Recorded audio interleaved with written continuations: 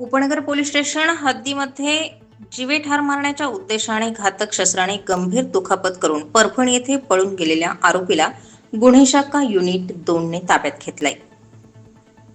उपनगर police station हद्दीत दाखल गुन्ह्याच्या अनुषंगाने गुन्हे शाखा युनिट 2 चे अधिकारी व अंमलदार यांनी तात्काळ घटनास्थळाला भेट देऊन माहिती घेतली। या गुन्ह्यातील आरोपी हनुमान लिंगे हा घटनास्थळावरून पळून गेला होता। घटनास्थळाच्या आजूबाजूच्या सीसीटीव्ही फुटेजची पाहणी करून तांत्रिक विश्लेषण करून माहिती घेऊन गुन्ह्यातील आरोपी हा परभणी जिल्ह्यात त्याच्या मूळ गावी गेला असल्याची माहिती समोर आली।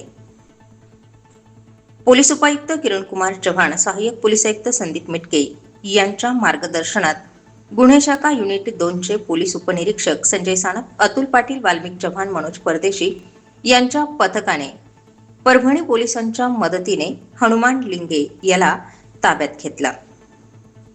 त्याच्याकडे गुन्ह्याच्या अनुषंगाने चौकशी केली असता त्याने या गुन्ह्याची कबुली दिली। परभणी जिल्ह्यातील त्याच्या मूळ गावाहून हनुमान लिंगे याला गुन्हे शाखा युनिट 2 ने ताब्यात घेतले। सदरची कामगिरी पोलीस आयुक्त संदीप कर्णिक, पोलीस उपायुक्त किरण कुमार चव्हाण, सहाय्यक पोलीस आयुक्त संदीप मिटके यांच्या मार्गदर्शनात गुन्हे शाखा युनिट 2 चे प्रभारी अधिकारी हेमंत तोडकर, संजय सानप, अतुल पाटील, वाल्मिक चव्हाण, मनोज परदेशी यांनी केली। स्टार 24 फास्ट न्यूज साठी मोहन सहाणे, नाशिक।